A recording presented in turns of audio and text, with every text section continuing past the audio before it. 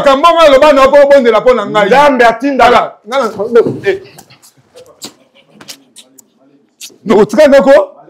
Prophétie zo baleza ngai na loba na ngai na loba na une église. Na prophétie zo benga prophétie na loba prophétie wana. Yo bisa prophétie ngai mutu na ngai biso kana ngai ne komisa ko prophétie. Moyiba pas le pasteur.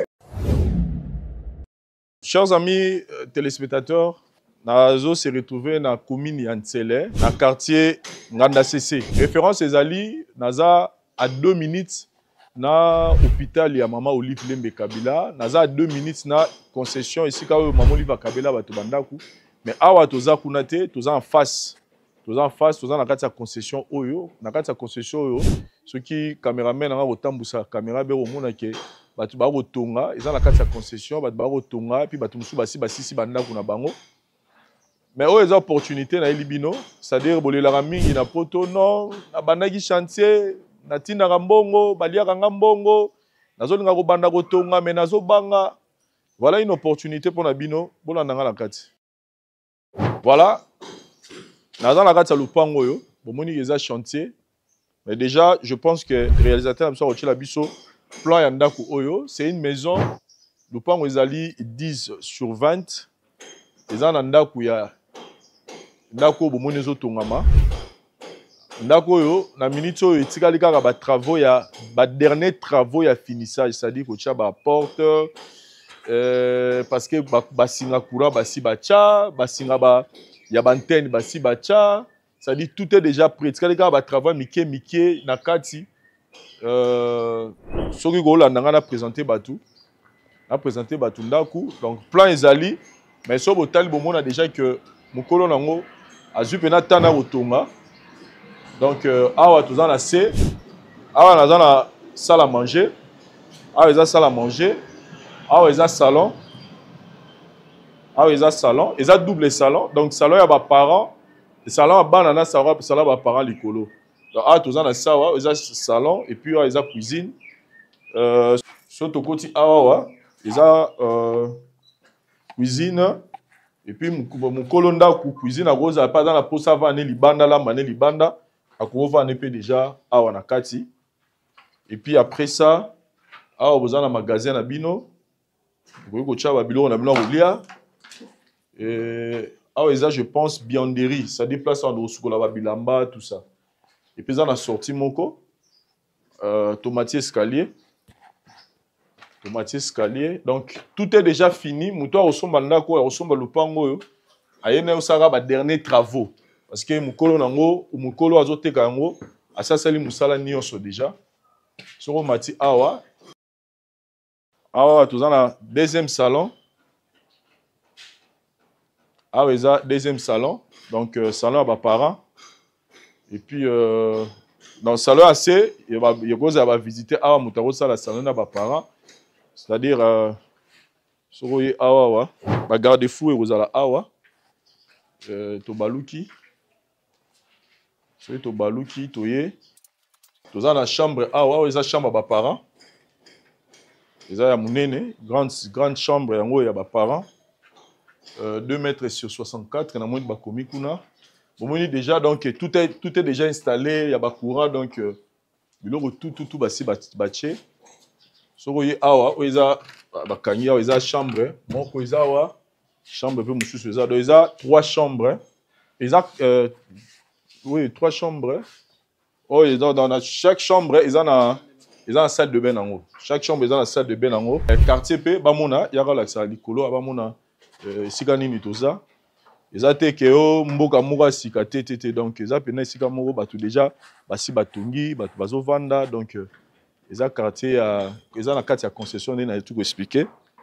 Donc ils ont une opportunité na moto yo azan la posa so mandat kunaye bino bana poto pozo talanga okosalango Airbnb na yo mais obongisi yango meublé yango batu baro banoya ozana 3 chambres ozana 2 salons na C.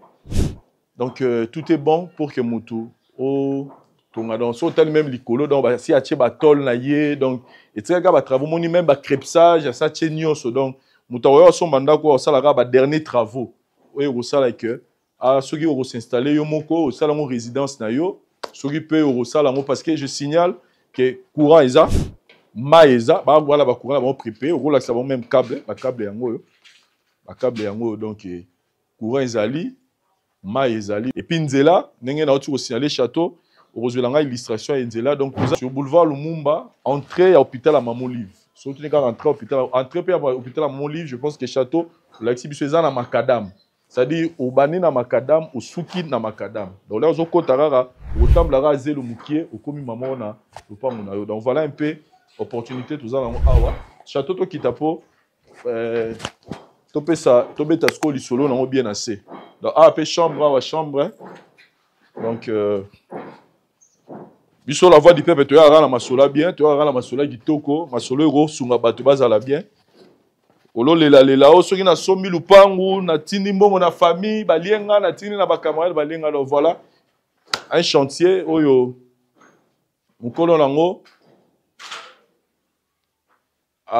pour des raisons personnelles il a décidé ya koteka yango donc né na tout le beza 10/20 tous na quartier Nganda CC na commune Ntsele ce to estimé na minute so za na aéroport wani o mata c'est moins de 2 minutes au komi donc oza peka na makadam o koti peka na makadam o komi mamoko na lopango na yo pour tout contact bo bengi kaka Vincent na numéro ebimi neka to sala rawana pour na ba prix oyo ba tie pour na lopango oyo donc tout est déjà prêt badal batonga déjà badal ba prix perdu donc tout est déjà prêt et si tout va bien en tout cas ba pesa biso pe image ya plan ya ndako pour que motaye ba elo nini ba ngba sala mais déjà na celle nos présentation eza pena clair contacter Vincent ko somba lupango na yo nena lobi courant eza ma ezali nzela eza tout est bon pour que okoma tata lupango na à travers chaîne Abisso la voix du peuple. Merci. La voix du peuple, oh, la voix du peuple, oh, c'est bien, oh. Vincent Chilouizi, étoile de la presse. La voix du peuple, toujours longueur d'avance. Les informations partout dans le monde. La voix du peuple, toujours actualité, la actualité. La voix du peuple. Salut et bienvenue, chers amis téléspectateurs, dans votre programme Vérité en face, la chaîne Abino, la voix du peuple, si tu y a bien. Chers amis téléspectateurs, nous sommes tellement heureux qu'en ce moment, vous êtes en train de liker, d'aimer ce programme, cette émission télé-réalité au Automé Labino. Sinon, je commence l'émission à l'élo pour la bêta CT Makasi. Il y a un groupe, il y a Bandeko Basangana, un groupe WhatsApp pour la contribution pour l'évolution de l'émission Oyo, na bakaniso topé sanaka. Bon, Bandeko, vous avez un groupe wana nyonso, que depuis, vous remarquez que depuis un certain temps, to sengi na batu nyonso to ça la cagnotte spéciale pour na ça la plateau ya sika 10 ans vérité en face. C'est-à-dire to lobaki motacha $1 et ndenge kaka nzamba retoucher motema ya mutu. Donc, si il y a des contributions, vous avez ça la na kati donc tout si kangona nous topé misangona nous biso nyonso to la nana nous là oyo topé si ya cagnotte wana pour que to présenter bino plateau ya kitoko tango tozo kokisa 10 ans il y a vérité en face et vous allez officiellement dans mois ya septembre 2025 comme c'est un grand projet il y a un moment to bandi ya musiko pour que muto na mutu amilengela o cha moi $1 o soko tindiango to tindiango na ba nzela ba Orange Money to Airtel Money ba numéro ezali to numéro na biso compte o sel sera capture o tineli biso comme preuve pour biso peto yeba ninga rolandela donc côté kuna bo suspendre na yango et rosala et le romo malamu mais sinon ce qui est vraiment important pour na biso ezali ko sala évangélisation autrement tout ça la émission oyo yango ça vraiment important parce que beaucoup de gens aujourd'hui bazozwa Matéa, ba te belé, ba changer façon la bango au monde et la makambo, façon la bango agir à cause il y a makambo et les canards la plateau na biso et puis bateau ba ro lukara biso pour que ba avouer ba bimisa ba secret ba bomba c'est vraiment les principal but il y a une mission tout ça là donc ramener les gens à changement à la repentance pour que bolamu et ça la mami et kemabe. Nous sommes là pour un nouveau cas, chers amis téléspectateurs, on se retrouve juste après cet élément. Merci. Voilà, nauti na macadam donc toza 0 mètre donc 0 seconde na macadam na kitiawa concession la biso yango oyo ya maluku nzela maluku nde nalobaka donc macadam yango oyo osala koka baninga moni moninga ye yo azotonga déjà étage na ye bandeko mosusu bomoni bangare eza awa donc tout le monde est en train déjà bato basi basombaki bazotonga déjà donc nde nalobaki ke awa eza masolo ya sur masolo ya kimia eza to kosombi terrain logo oyoki baomi koloba o bayaki bato moko bayaki kobotola patati patata no donc bozomona bandeko oyo kuna azotonga déjà bomoi bandeko batie bangare kote kuna mpe bandeko mosusu basi bazwaki mwa baespace na bango ebele basi batie ya bango kuna donc toza sur place alangaki nalakisa bino quand même bandeko mosusu mpe baza kuna baosalisa bamisala na bango donc hâtez-vous parce que makambo ezokende déjà donc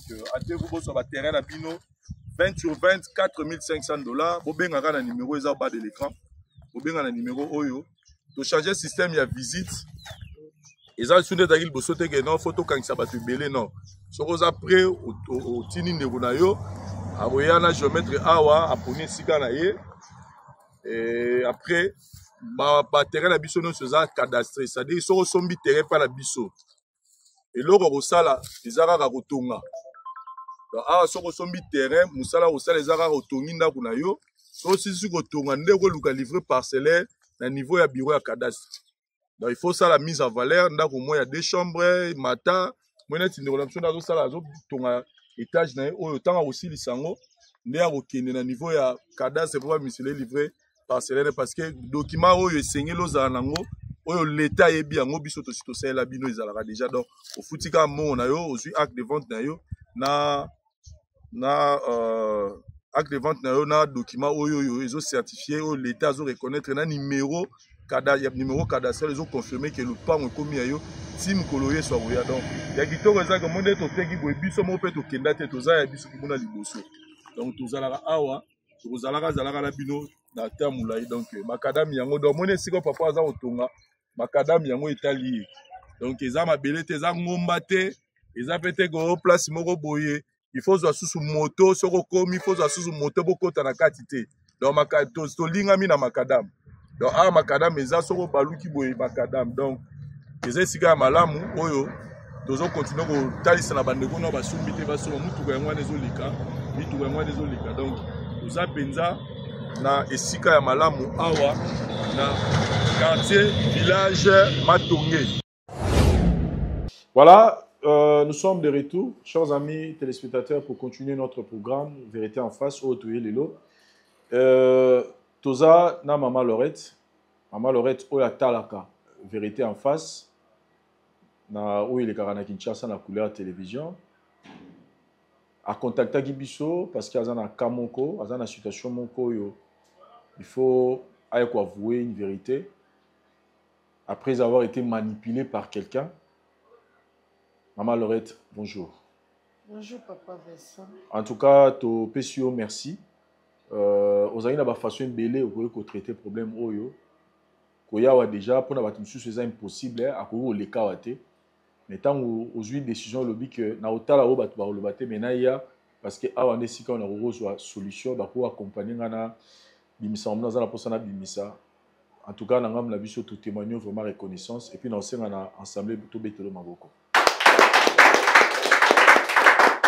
Voilà, Maman Laurette, il y a les bossons de tout le monde ni ni na émission Oyo Vérité en face. Merci Papa Vincent pour la parole. Merci pour le que nous avons Vérité en face. Le problème là, on a monnaie qui a une solution. Il y a un peu naïe awa. Nazali na mobali nanga 18 ans ya vivre na ye 18 ans vraiment ya vanda na ye ngami mimi na sokipana na mamba oteka bwina ye nde atokutana na ye abiki femme manga na église na bango po naza ko s'intéressa mamba oteka mais on dit mama nzambe na beta moka ndazoenga amemi nga na église na bango na pompe na église na kope monzimi église tokoma pe okepe ba prière ngana e ba prière na mesani pe vraiment na vie spirituelle nde mokomosu priere esili paster abengisi nga na bureau na ye paster abandi otalisa nga alobi ye nzambe alobelaki pamba te nzambe akosaka te ye mpe aza fanatike ya motu te azosala nde nini nzambe azoyebisa ye nde paster avandisi nga abandi otalisa nga mobali oza na ye tala famille na ye eza boye papa na ye eza nganga monene mama na ye eza moto ya mosala mabe makasi donc famille na bango nyonso baza pena bato batondisami na misala ya mabe mpe ya molili etake moto esala ye nga na kobanga makambo minene boye nde nini paster azoyebisa ngai esala ye nga kobanga nga bi te nakokende na makambo boye te etake mwasi nameka mpe kolandela malembe na ndenge na nga nameke mpe kotuna papa versa mamba minene na kati mama bango azalaki grand nganga monene asukolaka basi papa na bango kutu kuna grand donc makambo ya minene koleka na kati esala yanga kobanga na njuto malili sikoyo avant continuer lisolo na yo eza na place mo na comprendre te moto apesa rapport wana oyo place oke kodécouvrir ntango osali bankete na yo moko meki koserantine na bakartier kaka ne ezalaka nameki mpe kosala bankete na bato oyo akola na bango baninga na ye ku misusu eza quand même bango mpe baloba na nga bongo paster alobi na nga bongo nake kuna nayoki bongo sikoyo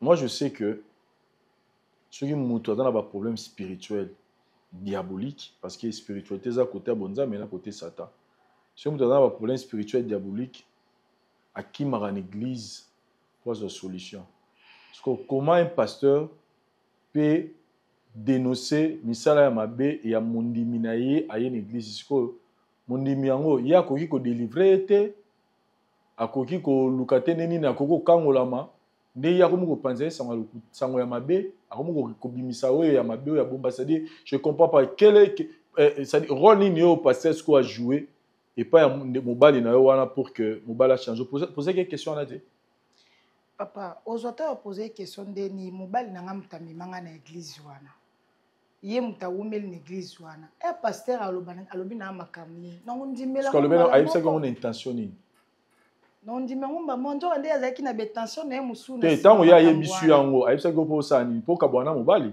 ye ayebisaki ngai kaka ezaka likambo ayebisi ngai asala tension na mobali wana aza modi etu nga sikoyo otake mwasi nameki omene bankete namoni ke eza bongo nde esala yenga kobanga papa Vincent esala yenga kobanga oyebisaki mobali vérité nayebisa mobali vérité te nasala ye baanalyse na nde nanga tanke mwasi na makambo nayokaki esalinga mwa obanga nakomi osabote monso abengisi nga na okende te boye na boye ka bongo tie moi omona mpe solution eza te na nde pepe ayaki na ye okende yo okende atiki nga na kati église oyo déjà emo déjà amema nga déjà kuna na kati après makoko libala bolingo na bino ekufi bozali libala te je signale ezali kaka chéri kaka ndenge te eza kaka chéri tovandi kosimba tokoki mpe kobala ok siko ntango boyo na ye bokabwani ye nde alongo na église tomoni ke tokabwani nga na ye toyokana te nde sikoyo amoni ke aye okende na ye ti ake mpo na nini nga mpe nayebi te loni yakimela seke bacampaster babaki eza ya solo mpo kokende na ye wana nayebi te loni ekimisa ye papa ayaka mpe su bapriere te boye na boye nde nga mpe natikali mpe na église tema mpe na mesana ye déjà na église nde toya kosangana na bamama diabonaise nga akomi lokola mama présente na bango tokomi ozwa basoin ya église kotiela paster provision kosomba biloko église eza ya kobeba ndo moni mpe nga mpe naya kotikala kaka na l'église nakoli na nde mpe nakoli otielaka paster provision totiela paster provision paster azanga provision te so mpa ototeka azanga mpe miliki te so mpa ototeya nomoni tozwa soin paster biso nyonso bamama nyonso église ok botielaka paster donc bino bamama bosangana na fin du mois bosali paster provision ya biloko kolia totiela paster provision ya biloko kolia ndako paster ezanga kolia te azanga mpe miliki te tozwaka mpe soin ya église mo mpe tozwi mpe soin mpe ya bana na ye Bah, ne vos orations, c'est-à-dire quoi? Vous sommes là. Peut-être bas un transport, il y a des classes. Bas un peu argent de poche. Voilà, d'ailleurs, il y a 10 000 offrandes. On a d'ailleurs à 10 000 offrandes. Et c'est là quoi, c'est comment déjà? Ok, donc en dehors à 10 000 offrandes, vous avez un mot, vous avez la pasteur, provision, vous avez la pasteur provision. Ok, vous avez la pasteur crédit. Vous avez la pasteur carburant dans mon comment l'on ils ont encore le roi au côté de mutu na transport foutez les transports. Ok. Bah la classe peut va une classe pour foutez les banni transport. Papa Vincent. Non, on a découvrir hein, on a découvrir pour aller quand ils allaient à dimna hein ba pasteur ba otaba ratonner na bebe seli ba ngokopte na bebe seli ba ngokopte mais na découvrir quand mais quand peut ko tourna et comment on partout. Donc pour aller quand c'est à dim à offrande monsieur comme il faut la pasteur crédit. Et comment on papa? Ba Paul peut wana ba Pierre ba no sila ba crédit. Et pour na bolingo nzambe to sala pour na bokonza likolo. Bokonza likolo bo so mapamboli hein bo so musala na musala nkolo. Bon, je ne suis pas là pour juger les gens, mais il est quelqu'un qui a manqué. Comme dans cette année, moi, ils ont changé de forme. Si vous avez une église, au commis président, il y a aussi la pasteur provision à Blorolian Nandaku, crédit à Bana, Kabira pasteur. Oui, nous sommes au salaire. Et qu'est-ce qui s'est passé après alors? Après, à Koti Kalawana, et je pina tana moi mikolo, et je qui pina bata. Des jours, je suis après prière, pasteur a bien signé na bureau na e. Pasteur a bien signé na bureau na. Au monde n'a pas ma bête, ça papa la. Président, il y a aussi la pasteur provision. Pasteur a bien signé na bureau na e, na compte na bureau na vandi. Pasteur a talinga, ok maman. Nzamba kosa te nazana ba profession nzamba pesanga vraiment pour na yo ba profession nzamba pesanga pour na yo kotala yo nzamba olobilangelo mo pour na yo nzamba talisinga ki oza mwa sofunga no tozala no na vie nzamba olobilange belé pour na tina na pasteur ngai oyo nzamba kosa te profession za yo nzamba talisenga pe yo nde yango pe tovandi no tosolola nano. Réponse nous a une. Ya liboso salenga no njoto malili.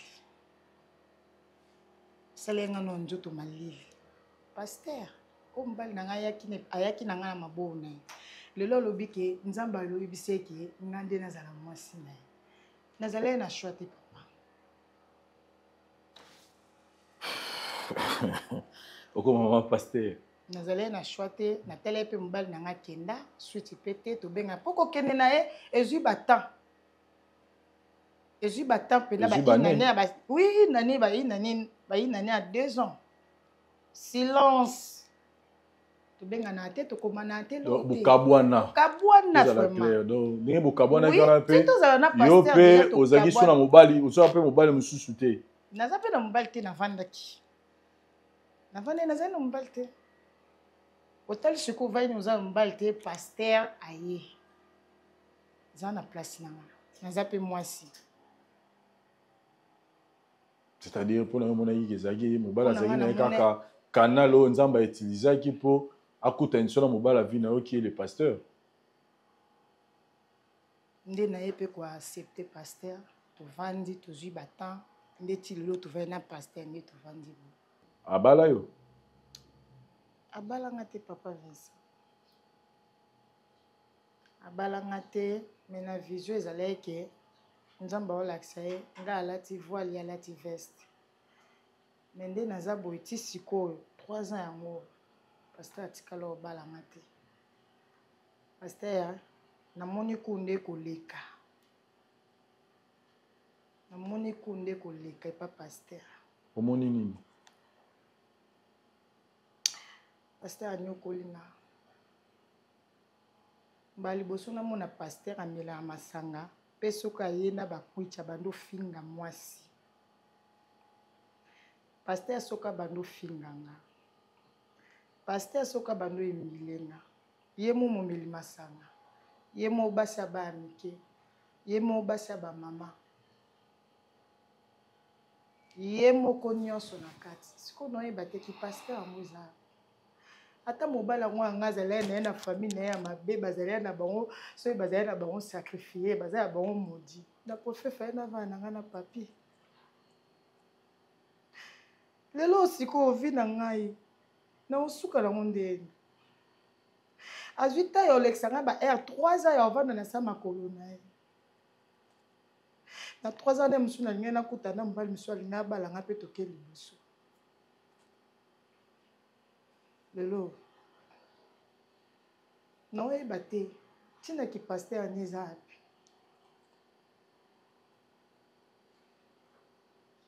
c'est-à-dire bozovivre nde nini oyaka kaka okei oyaka kaka okei ou comment soki obetele lisolo ya libala ayebisaka nini parce que ye oyebisi biso ke na vision alobaki amonaki yo na ye bolati voile sikoyo lisolo ya libala après 3 ans alobaka no nini soki otuni lisolo ya libala ayebisaka nini soki natuni lisolo ya libala eya lokola nazwi mai ya mali na congélateur na supele degre kotomboka degre akosilika nayebi so eza somo kobete ekutu lisolo ya libala te doro bavoile oyo amona yanga na vision ya lati veste nayebi te vision so ekimekiniako likambo ya libala koyebisa ye te raison nini apusaka yo kasi eza kaka nzambe osala likambo nyonso topesa ta na temps ta mariage mpe ezala yo talela no ngai naza na makambo beye na osala so na 6 yango tosala mariage kozala presse te sikotika sikoyo nangi na pose question moko nalingi ozala nga sincère mpo toyeba nini na kosunga yo au-delà de tout ndenge ozalaki présidente ya kosokipe mpona kotielaka paster provision na ndako okomaki mpe kosoutenir c'est-à-dire okomaki mpe kozwa mbongo ya makambo na yo okoma kotia na makambo église toloba bongo natie mbongo nanga ebele natie mbongo nanga ebele na makambo église natie mbongo nanga ebele papa Vincent ebele omoi na ye asoyo osunga te naza na moto asunganga te sokoposana eza nini lelo naza moto asunga te mposa yango ezobengelanga mobali na ngai ya toyeba ndenge tokosoka moye ezala tobongisa papa mobali nini pasteur tobenga pasteur bobongisa tobenga pasteur te tobenga kaka papi papi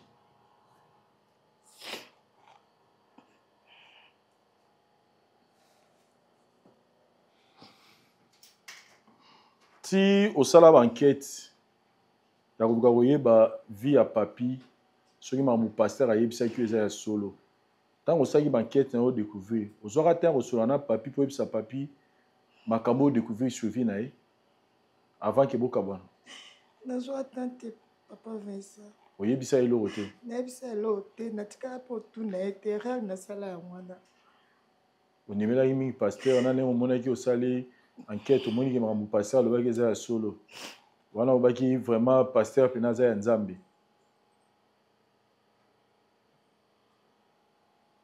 sikoyo papi yango oyo koluka aza modite aza moto ya misala aza na famille ya mabe aza nde nini oyo kosuka koluka moto oyo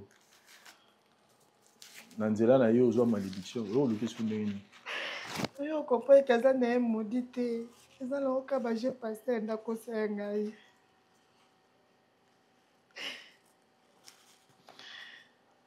sikoyo mpona nini te oluki omeka nanu kokota mpe losambo peut-être pasteur bazalaka mpe na makambo ebele peut-être mikolo abimisi bademo mingi eke bademo wana bakomi koambuye mo esprit bazostresse ye omoni kochasse bademo tout ça ya moko boye ezalaka mpe na baretour nango moi je pense que au lieu d'abord oluka papi pourquoi pas nano olukaki nano kota losambo parce que pasteur apesaki yo message ya liboso ya biso papi aza moto ya famille moko ya mabe yo moko mpo omoni odécouvrir yango apesi yo mpe message amoni olati voile yo alati veste ntango omoni bitumba ebandi pasteur akomi mobulu masanga pourquoi po koti nano prière mpena bino nasambela nano nzambe achange yanga mobali mpo ye nde bozani sikoyo mwasi na mobali papa Vincent est-ce que ma pasteur akozanga mwasi ya mabondeli te oyeba prière combien nasali bayo comprendre que tu na koma pasteur na koma na bapuya makasi susu koleka. Officiellement pour comme non pasteur te vous avez moi c'est pasteur vous balani pe na nte. Na éviter ceux qui bino église amino comment déjà au vendre place à nous nous officiellement nous allons moi si na été oza to bengo fier to bengo pour na bon satan moi linga to bengo ta fiancé. Mais naza muto nazala pembe na tout le temps. Au église mbaba yebi. Église mbaba yebi.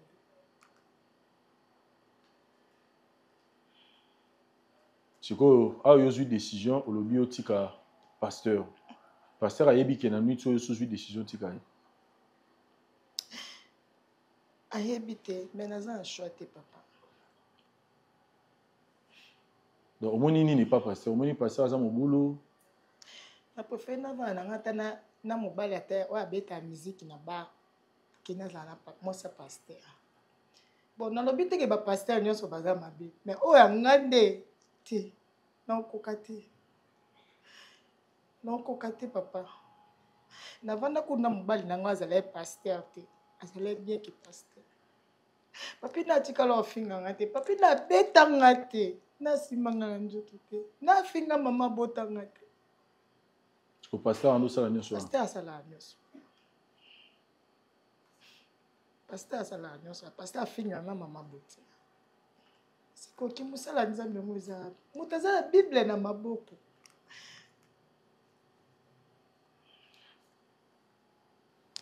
Papa vesanga za muto trouver une solution te ka yo. Elo ememinga awa de ya mwana. Oui, ça papi vérité. Et puis au senge bozonga. Na senga e bolimbisi. Na senga e bolimbisi po e pa ebi na etelo nino esala ngana za musika na ye. Bon pourquoi pas kaolika mbal mususu? Ozebika mbal mususu alinga. Pourquoi ozosonga pa papi alors que yo mo lobi ke papi en osala banquette mona gaza vie na ye spiritualité na bango za bien te. Ata ozongela ngate azo esika mutema ne kalimbisanga. O papi pe ka mutakanya nga makasi te na linga pasteur ezaleka nga moko azwa te sika mutema na alimbisanga.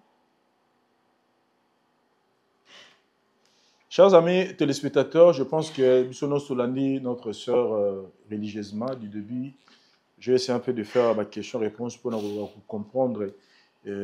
Pour Sanaye, nous tous on a compris qu'elle s'est retrouvée trahie manipulée, trahie par son pasteur concernant Mobali Naye pour qu'elle se retrouve dans ma boucle Naye Lelo, Joa Naye et bon on a plaire. Tozo côté sa papi, il est derrière nos murs et puis tout est bané pour continuer le Cambo. Merci. Voilà, chers amis téléspectateurs, nous sommes de retour dans Plateau Nabicho pour continuer notre programme Vérité en face. Devant moi, ou plutôt à côté de moi, j'ai M. Papi qui a accepté de venir répondre à l'invitation à Bicho, tout ça là qui est. M. Papi, une fois de plus, na péché merci. Parce que vous avez obligé de revendre à Awa, il y a eu Solanayo, mais humilité au manifester vis-à-vis de Nabicho, tu peux vraiment les sous merci. Et tout sur le moment où on a posé question à Liboso, sur vous reconnaître de comment choisir Liboso na yo.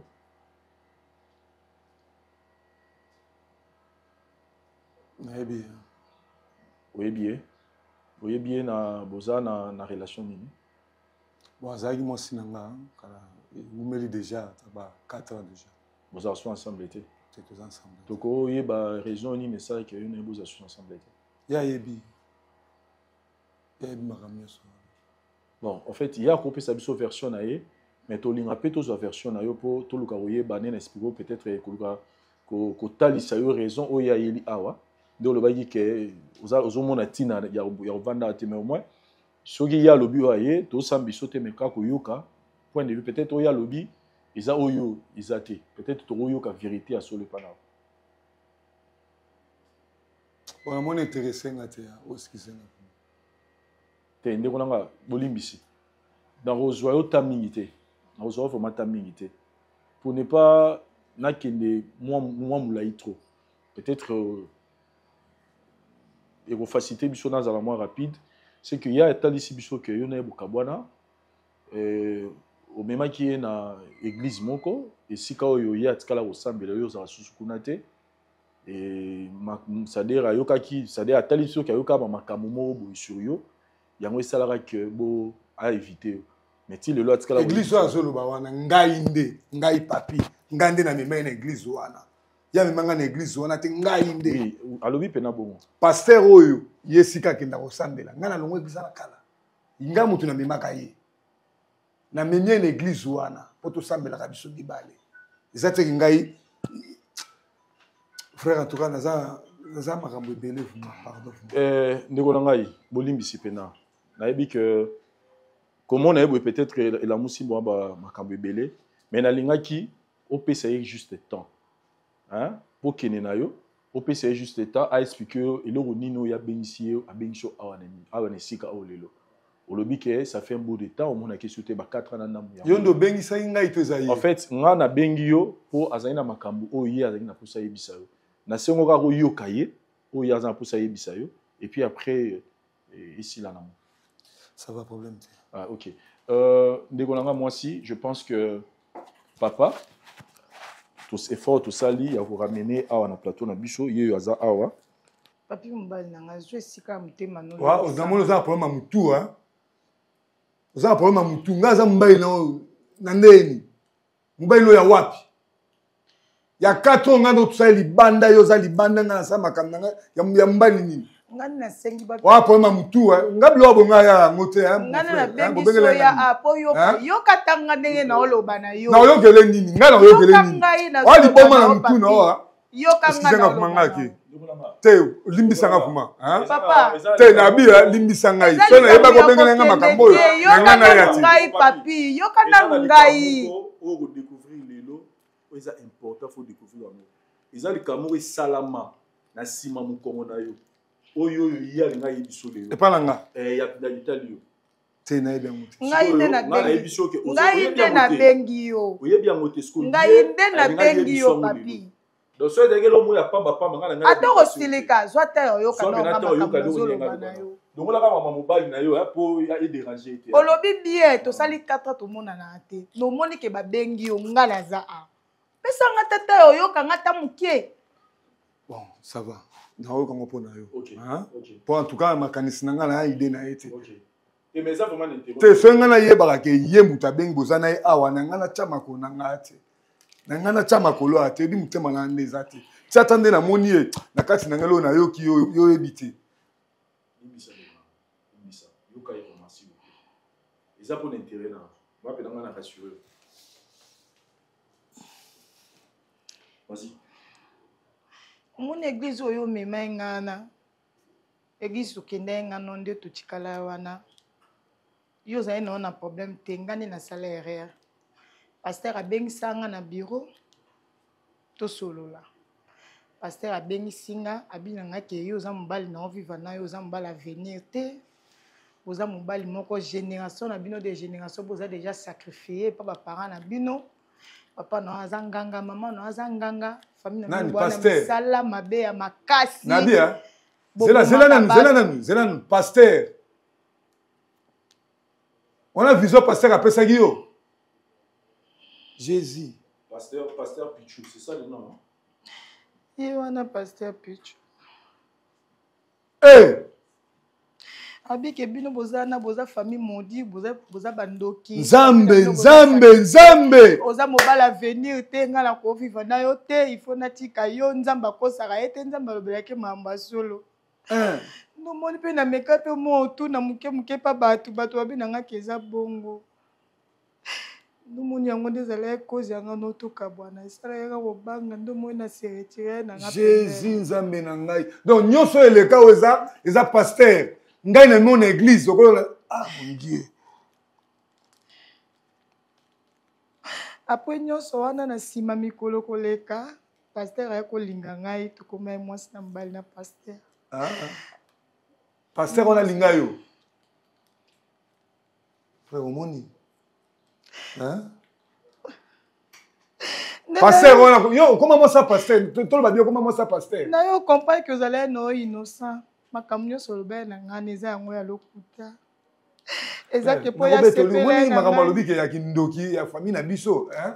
omoni makambo alobi wana etushenga makasi vraiment omoni makambo alobi ya kindoki ngai nde ngai papier omoni oyo yango nga na osambela esu te nayebi te so na osambela ngai nde nakende nabetela passé histoire ya famille na biso ketala na famille na biso eza boye ezosimba te famille mama na ngai baza ndoki famille tata na ngai mpo koko na biso aboti bapapa na biso azalaki babineti mama bingudi ngai nde nabetela ngai papi nde nabetela lisolo wana ezalaki moto azalaki te biso mibale ntango na bando osamba na eglise wana papapa bamabondeli mo nazokota ale ti toyekuta nde ezalaka ke tokutana na paster tosolo nayekutana na paster wana nasololi na ye makambo ezali na vi na ngai tala boye me naomwa makambo etambola te me na selo bahistoire nde toyokaka kotala mama na biso bandoki baza kotala bopapa na biso koko oyo ya bapapa na biso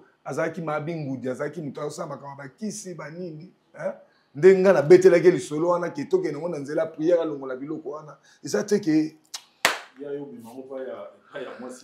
yabi nzambe akosa ye te nzambe akosa ye te eza mamba solo famille na bino boza bandoki boza génération mo boza déjà sacrifié donc eloko ya malonge eza te songa nova sikoyo ntango ye alobi no bongo pourquoi pas yo oyaki mpa na ngai frère ntango ye paster alobi no bongo ngai na mobali na yo ata ebele tofandi ngai na ye ngai na mobali no pourquoi pas oyaki mpa na ngai te ata toolala ngai no mbetu moko oyaki mpa na ngai toyesanga te papie tala boye po pa paster wana po koma pa paster wana c'est moi ngamu na mema okuna na église wana tito bando sambela wana zena ba mama mosusu nga koma okende te yobika bangabu ya boulot nde esalaka ya koma chaque jour na okende akoma okende église ok ça ine lo mo te na kati kuna sans même yebisa ngai c'est à reconnaître erreur na ye ya yebisa ye repoussa na l'église osala eza motema nolimbisanga papi zosika ya motema nolimbisa ngai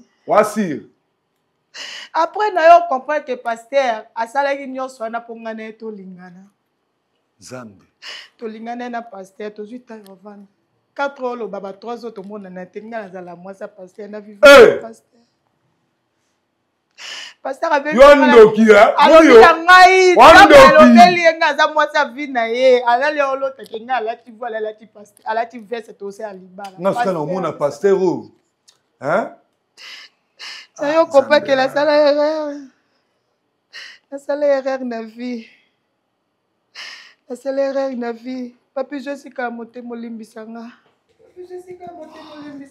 papa papi d'accord apesa pembe na nga te koa tala frère oye makambo eleka na vi na ngai oye makambo eleka tala moni nga oye makambo eleki na vi na ngai te papa papi na ina sunga yo bon ça va osungi nga na ye ça va esi yoka s'il vous plaît pasteur wana azobeta lisolo azali pasteur oyo okende koconfie ye makambo na ye ezali pasteur oyo osolola na ye ezali pasteur oyo omemela ye mondimi ntango ya ye koloba makambo ya boye e ozala bien pasteur wana azala opermettre nga comme olobi okutana pasteur wana fo ye ndeko na biso ya mwasi aloba makambo nyonso alobi na miso parce que yo osalaki confidence na yo epai ya pasteur obeteli masolo ya famille na bino mais ye azwi yango abeteli yango ye epuis ayoki yango epai ya bato peut-être ye pas okosila pasteur ya makambo peut-être mpo oyo alobi eza bongo te permettre biso comme ye baza na bacontact na ye mpo alobi na biso ti aya pasteur ayebi te tokata émission abenga pasteur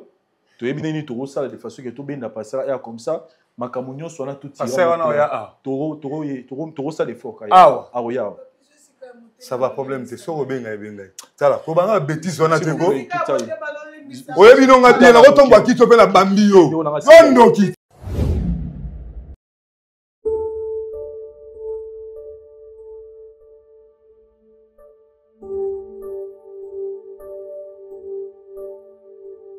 voilà Vincent Chiluizi naza liboso ya parcelle oyo bomoni na telemi toza bongo na veni Mokonzo 51 na commune ya Ngalema plus précisément na quartier babengaka na Brikine c'est-à-dire tobengaka Brikine soko uti magasin ozwi avenue ya tourisme ti okoma esika nazali na voiture c'est moins de 15 minutes. Donc, chose dans le magasin, vous dans la voiture, vous allez à polele, poko mati, et si naza, moins de 15 minutes. Naza devant parcelle Oyo. Na ligne d'abord, avant de la parcelle, tout l'axabino, détail important.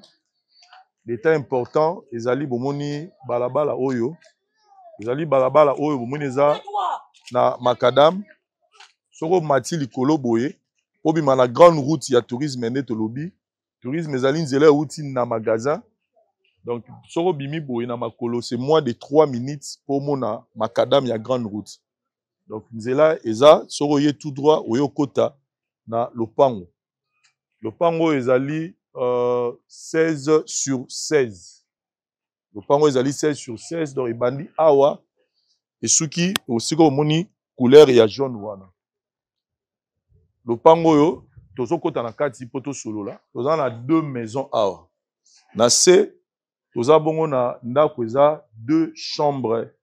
Salon, cuisine, magasin. Et chambre moko, ou bien la chambre à parents, ils ont une douche. Na quatre dans salle de bain na quatre et puis douche sous salle de bain sous na couloir pour na ba visiteur et puis na bana.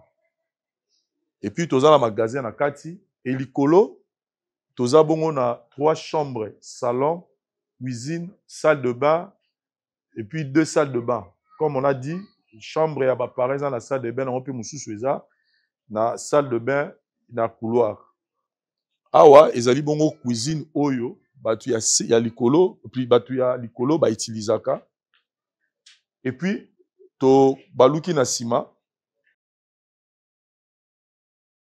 Awa na sima toza pe na toilette moko oyo eza etongami. Voilà. Donc eza douche na toilette. Peut-être toza na bana misala, peut-être toza na ba visiteur oyo bakoko kota na ba douche na yote, il y a bato libanda pe ezali, eza commun, eza pour les 2 locataires. Et puis na sima awa totiki yango, na sima awa, oza na espace mususu libre eza awa. Kouri peut organiser moi anniversaire na yo, kouri peut organiser moi temps na yo, peut-être tout le ça la lecture na yo, za pour ça esika mura kimia, kouri enfin na no pe awa. Et oyo temps na loba yi solo ya douche, ya batu ya se. Oyo eza ndeur ya oya ba parents dari poussana s'il vous plaît ezali bongo awa eza bongo awa ezali donc na kati ya ndako ya se barubi mati awa na sima awa voilà.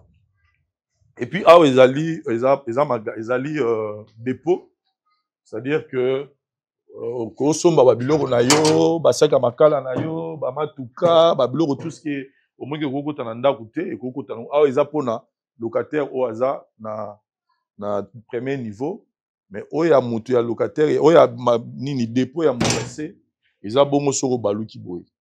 Donc voilà un peu lopango yo na yako beta mno lisolo dari tozonga liboso poto solo ngo bien tozonga liboso dans un détail moko très important na ngina la Sabino, très important. Courant ezali mai ezali courant ezali mai ezali donc tous attend na souci moko te awa.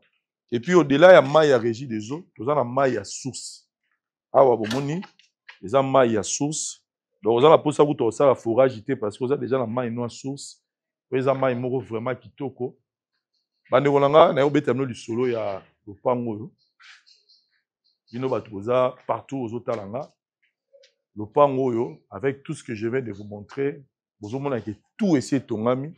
Donc oyemba la moko osombi yango okuti déjà basi basali lio nyonso soko kotia ba locataire kaka yo soki pe osala yango Airbnb kaka yo soko osala yango Airbnb yo pe kaka soki pe oyo moko oya kovanda yo kaka.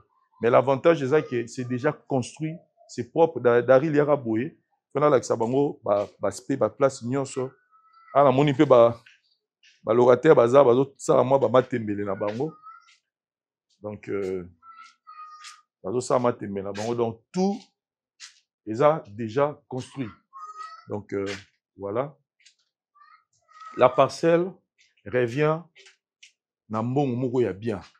Mais pour yeba mbongo yango, il faut benganga na numéro au moni dimi na ce écran. Benganga Vincent, je suis le contact direct pour na Osomba, le Pango Oyo, na Primo ya Malam. Je précise, tous dans la commune, il y a Ngalema, na quartier Brikin, non loin, il y a magasin. Sur la grande route, il y a tourisme, sur le côté, ça la même pas 3 minutes. Dans Moutouka, tout est Rokota. Il y a C, il y a l'Icolo, Jeep, tout est Rokota, moto, vélo, Rokota, et puis, ils ont tout presque Koto, il y a bien, Koura, Eza, Maeza. Donc, et puis, un aspect encore très important dans l'AP Sabino, c'est que, ils ont le pan où il y a famille. Pour ma part, en famille, des fois, tous en avez, tout bang, oh non, faut. Il y a signé, hôtel Kaboro signé, non. Il y a le pan où il y a Moutou Moko. C'est-à-dire que vous allez traiter, aux sommango directement, pas à Moutouye Moko. Donc tu lui verses son argent, lui il reçoit et puis vous remet tous les documents, enregistrement, tout est vraiment correct. Vous voyez que je suis Vincent dans le côté de Kamboussé qui a 8 ans dans la Hollande. Donc voilà, le pan où tu es au lac Sabino et en Moyo, Bobin Vincent pour d'autres détails et puis pour la prix. Les a pris bien au CP là. Merci. Donc, je reconnais vos responsabilités. Et c'est pas parce que je veux vous exposer. Non, non. C'est que na posa ya rosolana yo de asenga ki biso ke za awa que za accompagner na ba caméra, comme on dit, les paroles s'envolent, les écrits restent. C'est-à-dire que to rolo ba makambo ko likende soki ba image etikali bokoki toujours ko recourir na ngo. De na ninge to sala dans ensemble to na rasuko zo yeba de quoi za liboso na yo. Oui, je connais très bien mon diminangai. Mon diminangai en église. Oui, mon diminangai en église. OK.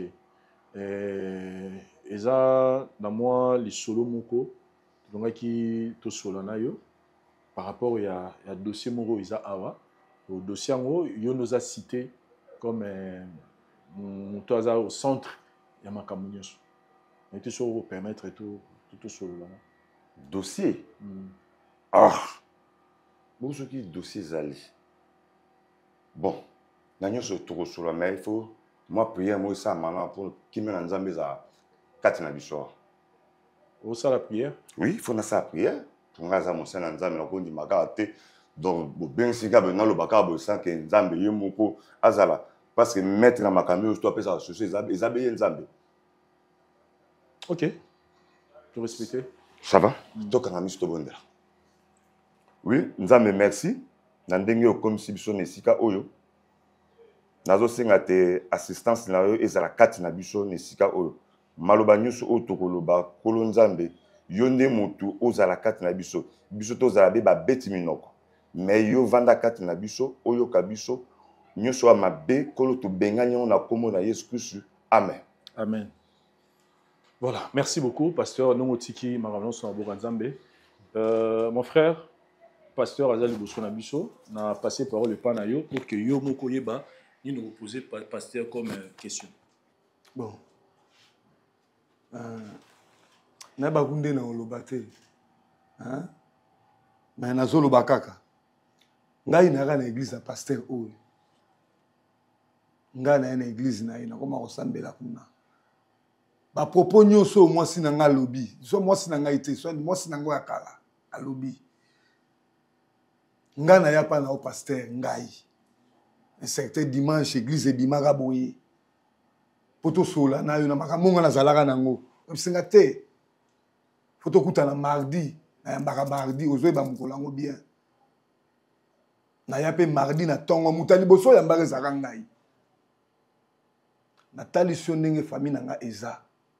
Ndenge famille kotabo mama na ngezali, na ndenge kota famille botata na ngezali ba makambo elekela biso na famille tunga na yebisa yo.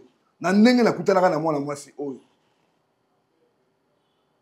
Nyonso nga na yebiso na bomba kwa telo moko te po to yosa mabondeli po vina ngai koma kimia mais lelo nga na yo koyoka pa mwasi na ngai oyo loba tout oyo yebisa mwasi na nga comme prophétie eza o ngai na loba na yo po na famille na biso ngani na yebisa yo ke famille ya mama na nga ba bandoki famille ya tata na nga ba bandoki eza makambo biso ba yebisa biso na bomona tango tozokola te pona écarté nango na yaki pa na yo po bondela pona ngai na expliquer que nyonso yo ko sala coup d'état obengi mwasi na ngai ayepa na yo bani kopesa ba prophétie ya lokuta to otala nga boy na omona nguna na ba kuti na otala ngai te a pasteur te anoki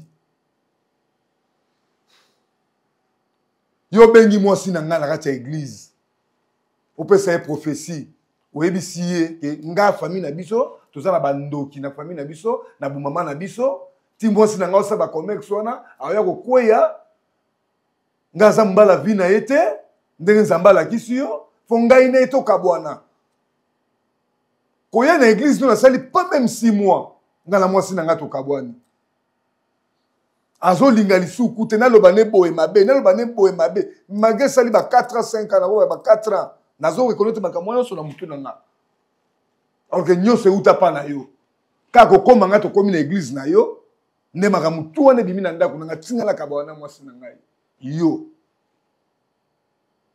wana ndoki o nyonso oyo ebisi mwasi na ngai nayebaki nzambe afuta o escroc pasteur aventurier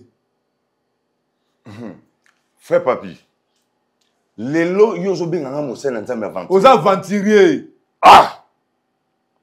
frère namoni malédiction ya nzambe eza likolo toujours malédiction ya nzambe eza likolo toujours namoni problème ya mutu est-ce que okobenga ta madame na nani benga ina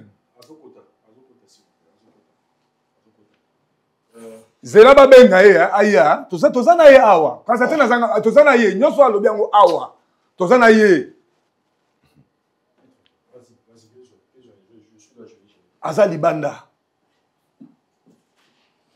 frère papi est-ce que ozoyeba ke génération de génération ya libota na bino boza bato bokotikala komona nzambe te ozoyeba ngo koko aboti tata na bino aza na ndenge nini oyo abotaki koko na bino aza ndenge nini koko aboti tata no ya mwasi frère papi lelo olingi omonaka na épargne mwana ya bato po azala mabe te akotikala kaka boye sor na esko epa ya nzambe ekozala ndenge nini so épargnaki epa koma mwasi na yo non écoutez yo oyebi bien ke tata na bino azalaki Rose Christian mutu mabe vi na yo eza na ndenge nini vi ya yo mo zongisa na mémoire na nsima vi na yo eza ndenge nini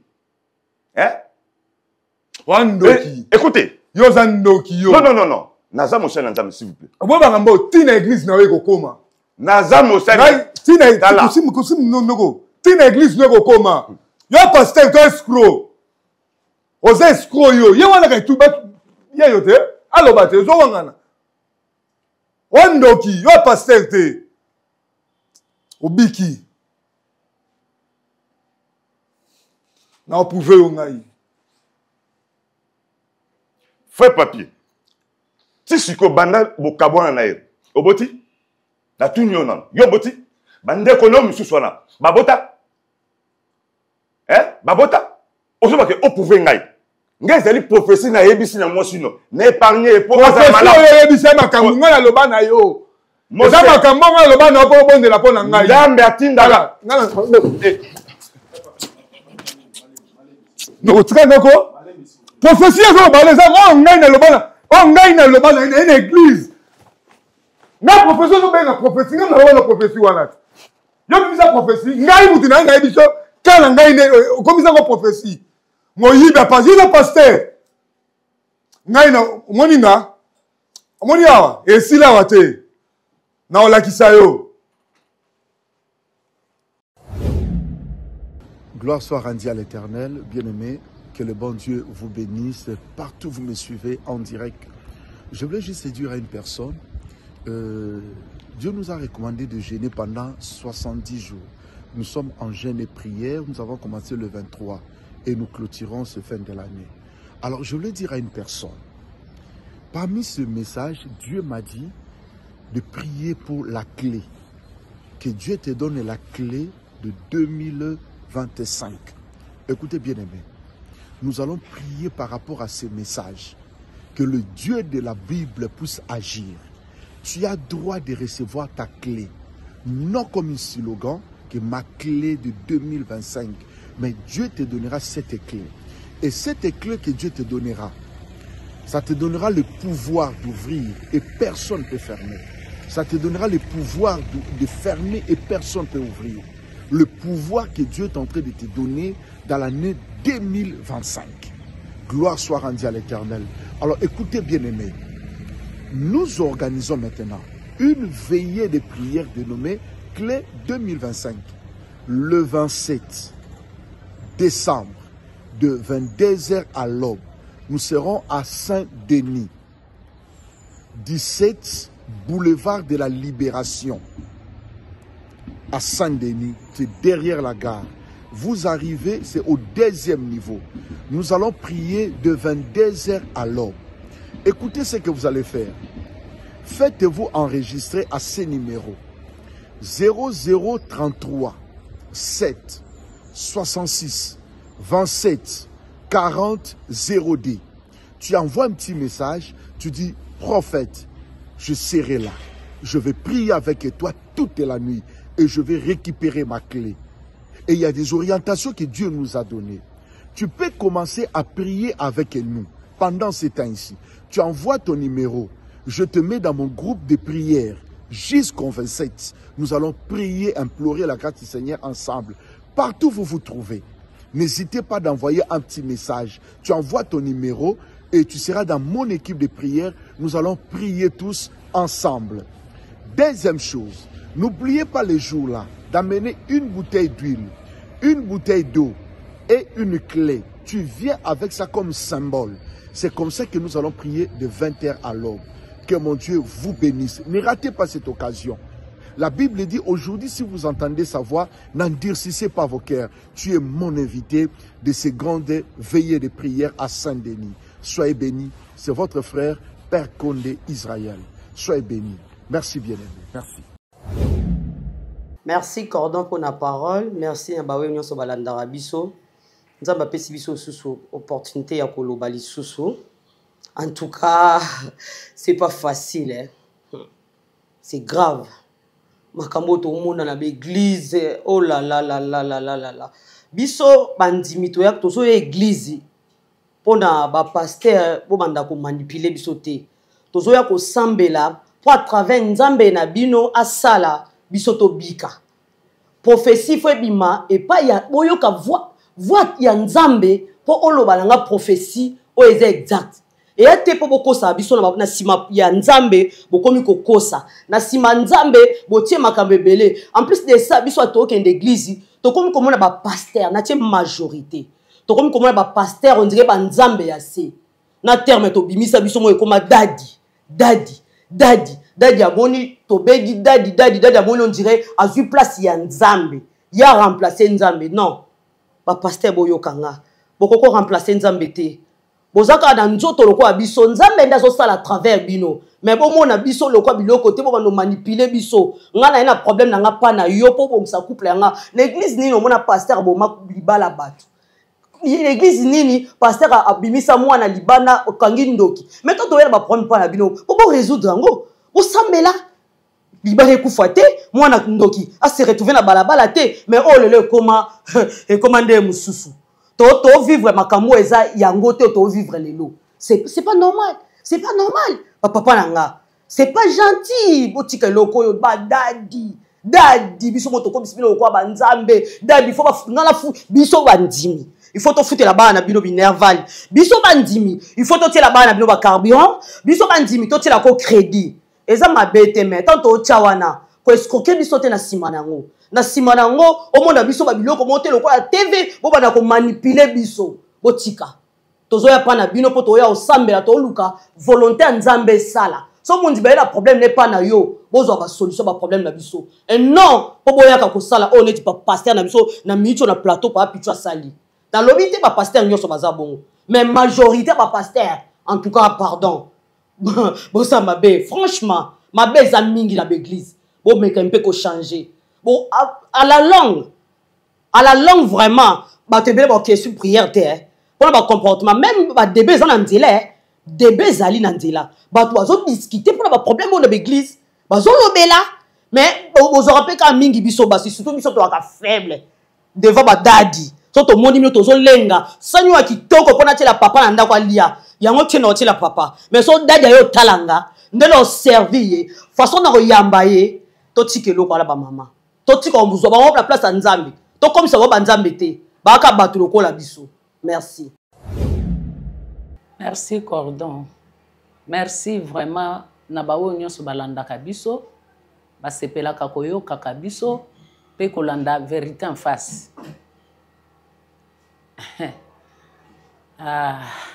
Eza likambo ba pasteur na yebi ki ba pasteur bazali ba sali na nzambe o basale la kanzambe na kati na elanga. Pasteur nga na yebi ba pasteur akala bazalaki kotambola na kati ya kobanga nzambe. Soki pe mwana mwasi aza na kati ya église alobi obala pasteur. O mwana mwasi wana koboya alobi nga pasteur te pasteur a mobola. Pasteur basangisela ka biloko. Pasteur aza boye bazo mona ke ba pasteur baza babola. Lelo yo bana basi bakomi kokufela ba pasteur. Ba pasteur bakomi pe kokufela bana basi. Parce que bayebi ke bilanga na bango ezande bandimi oyo bazana kati na église. Bayebi ke bilanga na bango atali kuna o aza diacre kuna po acha ye diacre azo yeba ki azaka na mutuka asala ka place boye aza PDG azabo akopesa ye titre moko ya malamu po ete tango ya kosenga ye e servir ye na babosenga na ye akobanda ko manipuler ye parce que apesi ye fonction na kati ya église ba pasteur botika ba pasteur ebele bazo boma mabala ya bato balingi bana bato ko bebisa vie ya bana bato basi ya bato ko bebisa mabala na bango bakoya na prophétie wana libala eza ya yote libala wana okoti ya kokota me ya yo ezali obomeli mwasi wana libala sima olobike ngai na kobala yo lokola oyo papa papi na pasteur Pichu oyo likambo esalemi awa obebisi nanu vie ya papi akimi église okoti siko na mwasi na ye obandi kolinga mwasi na ye na sima ya ba prophétie ya masolo oyo papi ayebisaki yo est-ce que zalaka toloba biso bandi mitoko bando banga koyebisa pasteur vie privée na biso ba vie privée na biso yango nde bo bando betango na kati ya ba église ekomi prophétie yango wana nde biso na kati na pona nga na yebike nazala prophétesse yanga moko soko yelinga prophétie na konzimati ndenge moko na mama azalaki na bososolite akomaki aveugle ayokaki mungongo ya Satan kati na ye akweyisi oyo ezalaki ya malamu aponi oyo mungongo oyo ebimelaki ye nzokande aza Satan en place parce que ayeli ye na ndenge nyoka ayelaki Eva na kati ya jardin d'Eden lelo zolila ete ya ba mama mususu ete ya pe basio baza lokoso oyo eza lokoso ete ya pe ba pasteur wana botika kobebisa ba vie ya basi botika kobebisa vie ya bana ya bato ndima ke oyo nzambe apesi yo abengeli yo sala ba prophétie na yo bomba yango eza pona yo soki omoni ya malamu loba parce que mokengeli fa loba soki alobi te makila ya moto soki ekiti ekozala likolo na ye soki alobi mutu wana kebi te makila wana ekokwea likolo ya mutu wana mais lelo eza bongo te ba pasteur botika biloko wana bozonga na se makolo na nzambe bobengami basali ba ministre de Dieu bozonga epai ya nzambe nzambe akoassiste bino bokimi bolandi banzela ya mbongo lokoso ba offrande ya pamba na kati ya ba église. Merci beaucoup. En tout cas, nzambe lola ayeba kokata likambo ya pasteur na mama o. Merci. Merci Cordon pour la parole. Un beau tépé na bino nyonso bolandaka biso à chaque fois to les carapé bolinga la vérité en face. Alors ba mingi non na maman. Maman eloko liboso lingaki ko sala tango yo kutay na pasteur ayebisi yo fi ya mobali na yo. Yo mesanaki déjà nde na mobali na yo. Donc oyebaki mobali na yo ndenge ni bo vivara na ye. Tant que betelo lisolo mobali na yo, il fallait yo ozonga pa mobali na yo pour bo solola. O meka ko tunae peut-être ayebisa ki ote mais ce que tunié alingaki a éclaircir yo na makambo nyonso. Mais le moko ezalaka na biso bandimi, surtout biso basi tondimilaka ba pasteur trop. Ce qui ka pasteur a lobby, ainsi dit l'Éternel, biso kaka amen. Donc ezala ya lukuta biso tondimaka kaka. Donc, ba pasteur ba manipulaka biso basi facilement. Au mon ami bali bazalaka vraiment facilité pour nous manipuler bango. Mais biso basi surtout dans mambo nzambe, tozaka manipuler facilement. Donc naïveté ya maman nde salaki ke andima nyonso oyo pasteur bande ko yebisai. Babi Jérémie 33:3 ezawana. Invoque moi je te répondrai. Tant il y a lobby na yo ata lobaki ke ngana moni yo lati voile ye ngana lati veste. Il fallait zonga peka pa nzambe. Nzambe o wana utiliser ki azaka ka nzambe wana pa kela yo. Azape capable relobela yo. Pourquoi biso to komisaka ba pasteur lokwa to komo mona bango ba nzambe. Mais nzambe nde mutu aponi bango azo utiliser bango. Akitisi ka grâce na ye likolo na bango. Mais biso to se trompe à kaka. Ceux qui pasteur à lobby na biso, pasteur a beti c'était likambu boy onzimi. Et bien nous ba pasteur, mutu soka yepa na yo, ozala pasteur, ozala prophète, ozala apôtre, mutu so yepa na yo. Aye biso ba secret ya vie na ye, aye biso ba makambu ko ezoleka na vie na ye. Yo ko zongo to balolango okomisango prophétie. Mais pasteur azion wa baloliango akomisango prophétie. Et lelo libala ya maman na biso ekufi. A commis ce qu'on a pasteur à mon avis que pasteur a causé la mieux. Or, à kenene les sous commis indi ça les sous na kati ya buzo bakutu koleka. Mobali oya zala ki na ekuta zala ki ni malamu. Et senga ki kara nini maman tomba yebisa ke likambo na solo na mobali ne si réellement mobali wana za na ba problème na famille na ye balinga ki meno basani baluka nzambe ensemble pour mobali azwa délivrance. Et kimi linga za na libala na bango. Mais lelo maman a perdre dibala nae alingi so zonga ben nga na ebité vraiment ce qui papa oyo ko présenter oyo yebise ke non azaka mobala vie non ce qui a ondima azongisa yo mais du moins na yebisa papa ke mutu so yo sengo pardon limbisai na oya sala ki lokola reconnaître limbisai enzamba likolo pe ako sala yo bolamu. Merci. Merci Cordon pour la parole. Nous sommes dans Vérité en face, le sanctuaire de la vérité. Le mensonge n'est pas notre apanage. Au contraire, c'est la vérité. Dieu est la vérité. Et Sengelite Batubazwa Nzambe Nasimamabe pour faire commettre leur forfait. Vous savez, je commencerai par Madame. Les femmes doivent comprendre l'utilité dans la société, même dans la église. Vous avez une place.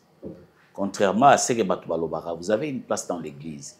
Mais alors, il vous faut savoir quel est votre rôle et qu'est-ce que vous devez faire dans l'église. Ce que vous avez bien remarqué d'ailleurs que 80% des Yabaoba constitués à l'église, ce sont des femmes. 80%. 20% les hommes. Et ce sont les femmes qui font, qui donnent l'ambiance, qui font fonctionner l'église. Mais il faut voyer Basikoyo que Dieu a une utilité pour ça. Si vous voyez très bien, même quand Jésus-Christ est ressuscité, ce sont les femmes qui ont été les premiers à arriver dans la tombe. Il y a Jésus-Christ. Donc la femme ne te prend pas comme un complément, non. Vous avez un rôle. Et les femmes qui vont jusqu'à comprendre l'exactitude de la parole de Dieu sont merveilleuses. Alors travaillez cela. Maintenant, rentrons de l'autre côté. Quand nous prenons les pasteurs aujourd'hui, le pasteur doit être irréprochable. Il ne doit pas être versé dans le vin et la débauche. Mais les pasteurs sont là comme des sentinelles pour garder les peuples, le troupeau, paître les troupeaux que Dieu leur a confiés. Si Dieu vous a échu en partage, le croyant, bandimi, ils ont été que pour beaucoup m'a manipulé comme vous voulez. Parlons de la prophétie. Je commencerai par dire que la prophétie, Dieu est correct et juste. Quand il s'agit de la prophétie, quand Dieu veut dire quelque chose, nous les concerner. C'est comme ça que Dieu fonctionne. Qu'on ne trompe pas, qu'on ne vous trompe pas en tant que croyant. Les gens sont en train de voler la vedette aux croyants. Nzamba ebisaka concerné nanu yemoko. Sera émission 2 fois, 3 fois. À mon que vous êtes distrait, il peut utiliser quelqu'un qui est à tes côtés. Mais c'est pas que, et comme il y a panage, il y a un pasteur, il y a un Nzambe, je me pose souvent la question, qui vous a dit que le rôle de Moussali Nzambe, comme vous aimez bien vous appeler, Moussali Nzambe, mais qui vous a dit que vous êtes devenu de Dieu? Qui vous a dit que vous devez prendre la place de l'Éternel? Faites attention. Les maîtres et tous ceux qui dirigent seront punis doublement. Je ne sais pas si vous le lisez dans la parole. Maintenant, rentrons dans l'éthique. Les pasteurs, l'apôtre, les diacres, vous devez vivre selon la charité, l'amour de Dieu, dans l'intelligence renouvelée en manifestation. C'est ça la charité. Je dis bien, je reprends, l'amour de Dieu dans l'intelligence renouvelée en manifestation. Mais renouveler l'intelligence pour marcher droitement selon la parole de Dieu. Et maintenant pour le croyant, Nzambalobi cherchez premièrement le royaume et la justice de Dieu. Et toutes ces choses vous seront données. Ça c'est en Matthieu 6:33. Maintenant, il n'a pas dit chercher d'abord l'homme de Dieu. Il a dit chercher premièrement la justice et le royaume de Dieu. Vous ne pouvez pas rencontrer Dieu comme ça. Si vous voulez comprendre Dieu et les rencontrer, vous allez dans la Bible qui est la parole de Dieu. Alors, allez dans la parole et Dieu va vous donner les besoins dont vous avez, la réponse. Cette histoire, ça fâche beaucoup parce que même Dieu lui-même doit être très fâché. Il doit être très fâché parce que l'Église est en désordre, ils ont panzana, ils ont pasuka, dislocation totale. Chacun fait ce qu'il veut, mais Dieu a un temps où il va agir. Et chacun de nous récolte toujours ce qu'il a sémé. La femme a été dupée, mais nous sommes là pour la réconciliation. Si la femme a reconnu tort naye, a sali repentance naye, a sengi bolimbisi, moi personnellement, je suis pour que Papi reprenne sa femme. Ça mettra aussi contre mur les pasteurs qui voulaient s'accaparer de la femme d'autrui. C'est qu'il y a un regard à bien. Donc, madame, reste dans tes bottes, droit dans tes bottes. Ce qui m'obale lingié bondelaye. Papi, récupère ta femme. Merci beaucoup. Pasteur Pichou, je pense que Nabimisi n'a libéré papa Papi pour que tout Megaro Solo là. J'ai beaucoup d'estime et de respect pour mon sali Nzambe. Mais la question que je me pose seulement, comment mon dimi moraye pas nabino pour la délivrance? Mais vous, de votre côté, vous utilisez ça pour vous séparer avec moi Sinaï, pour qu'à la fin, il y a sous colis moi Siam. Souvent, on va peut-être pas comprendre.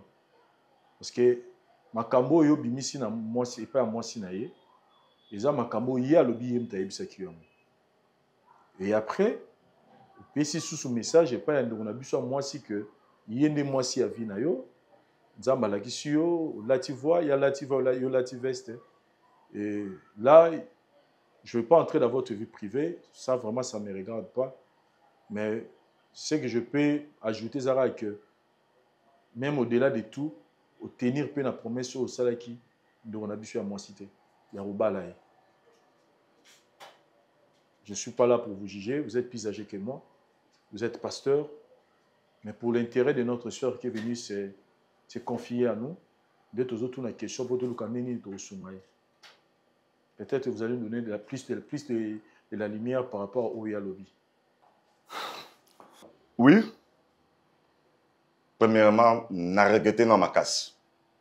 Dans le comportement où frère nanga papi, alinga linga kati na batu.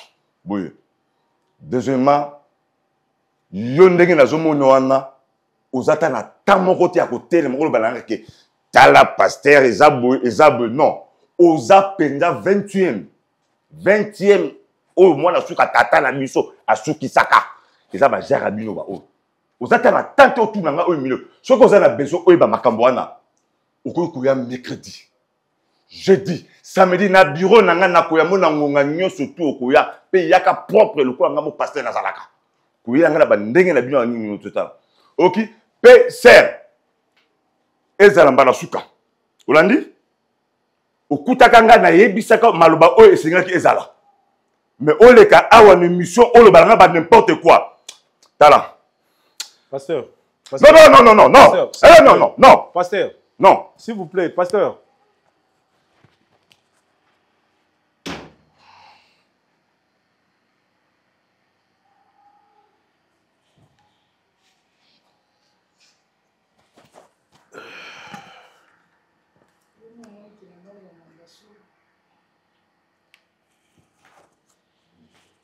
Bon, nous sommes un peu, je suis un peu confiant. Hein?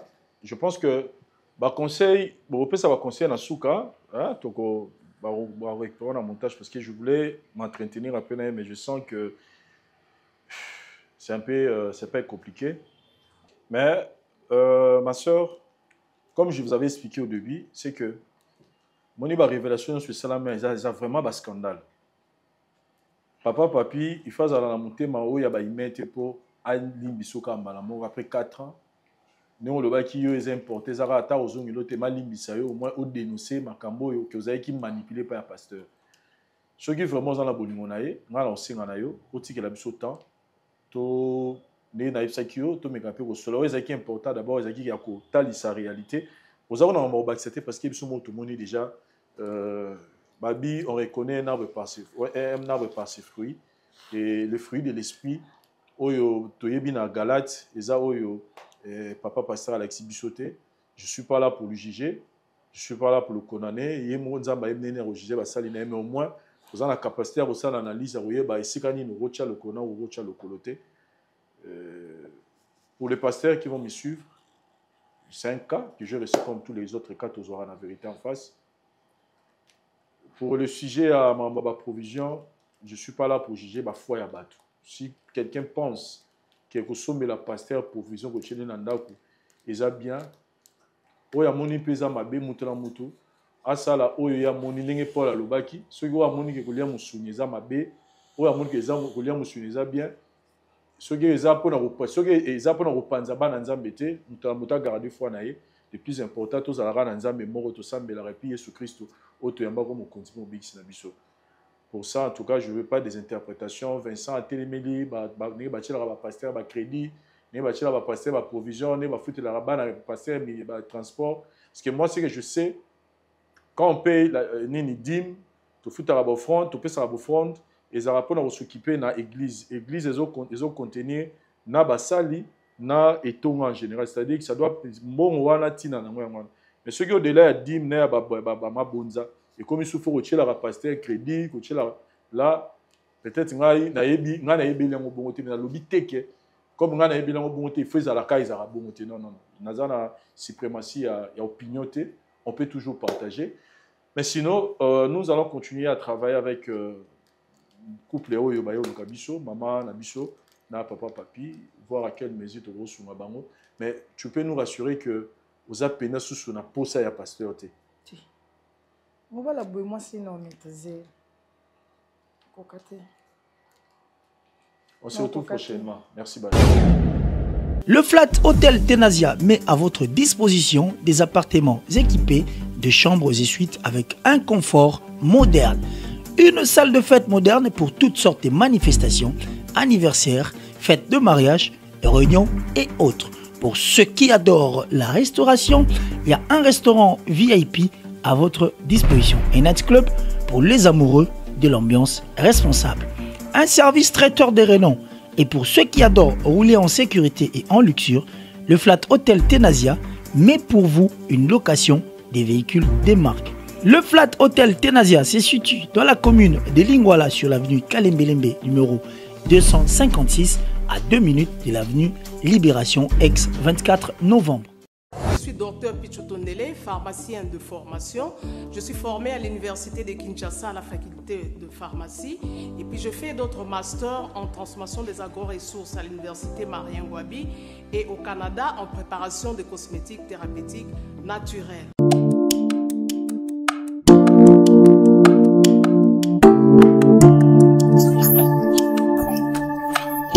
Karen, oui chérie. Babende ba marié basi ba bili.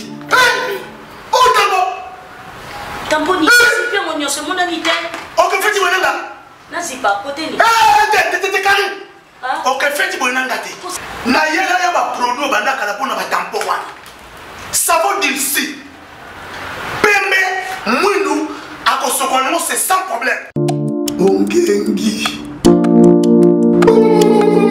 Avec Dixie. Toujours. La voix du peuple, oh la voix du peuple, oh c'était bien, oh. Vincent Chilouizi, étoile de la presse. La voix du peuple, toujours longueur d'avance. Les informations partout dans le monde. La voix du peuple, toujours actualité, la actualité. La voix du